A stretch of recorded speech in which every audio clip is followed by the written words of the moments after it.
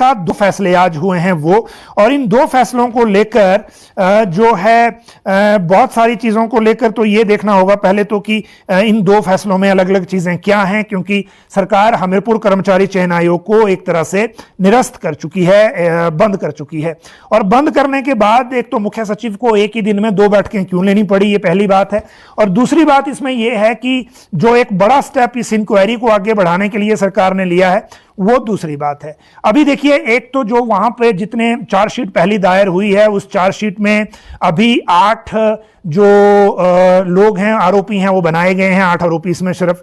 और 8 आरोपी जब बनाए गए हैं तो उसमें जो सेक्रेटरी थे जिनसे बार बार पूछताछ हुई, देखिए 2 ही एचएएस अधिकारी थे इस आयोग में जो हमीरपुर में था, और 2016 में जिसको आयोग बनाया गया था, 1998 में जो बना था, 2 एचएएस अधिकारी थे, एक सेक्रेटरी और एक डिप्टी सेक्रेटरी।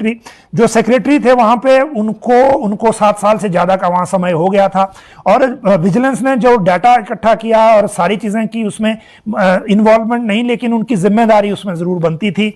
और उन्हीं के लेवल पर जो एक सीक्रेसी लीक का इशू हुआ है इसलिए उनको जिम्मेदार उसमें बनाया जा रहा है।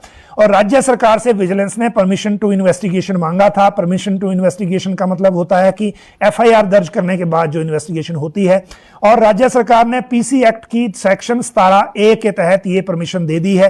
तो अब जो एचएएस हैं वहां पे जो आयोग में सेक्रेटरी थे उनके खिलाफ एफआईआर होगी और उनको इसमें आरोपी बनाया जाएगा। एक ये बड़ा स्टेप है। दूसरा स्टेप यह है कि आज मुख्य सचिव ने बैठक की हमीरपुर कर्मचारी चयन आयोग से बाद की स्थितियों पर। कल क्योंकि आयोग में जो स्टाफ था उनको गेट के अंदर नहीं आने दिया गया था क्योंकि वो वहां सरप्लस पूल में डाल दिए गए हैं। अब वो आयोग में नो लॉन्गर जो वो कर्मचारी अब है नहीं, तो इसीलिए जो इस तरह के इश्यूज, कोई टकराव, कोई बाद में दिक्कत ना आए, इसलिए मुख्य सचिव ने सरप्लस पूल में कितने होंगे पहले वो देखा। दूसरा, इनकी सैलरी अगले महीने की कैसे निकलेगी जब तक कि ये ऑप्शन नहीं दे देते, क्योंकि इनसे ऑप्शन लिया जाएगा बाकी विभागों में जाने के लिए, और इनको जो स्टेट कैडर के डिपार्टमेंट हैं उन्हीं में जाना पड़ेगा, ऐसा अभी तक लग रहा है जो आज की डिस्कशन थी उसके बाद।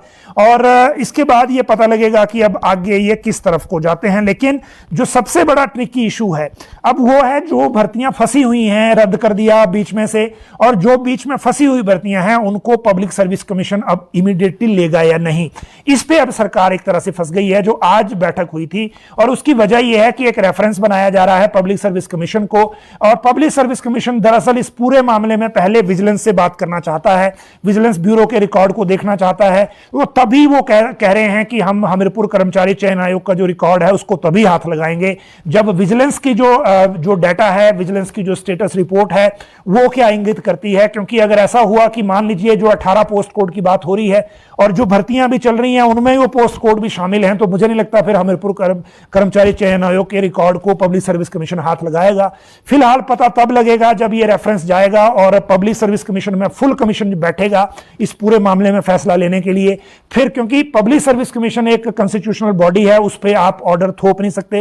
राज्य सरकार ऑर्डर भी पास कर दे तो भी वो उसको लेने के लिए बाध्य नहीं है।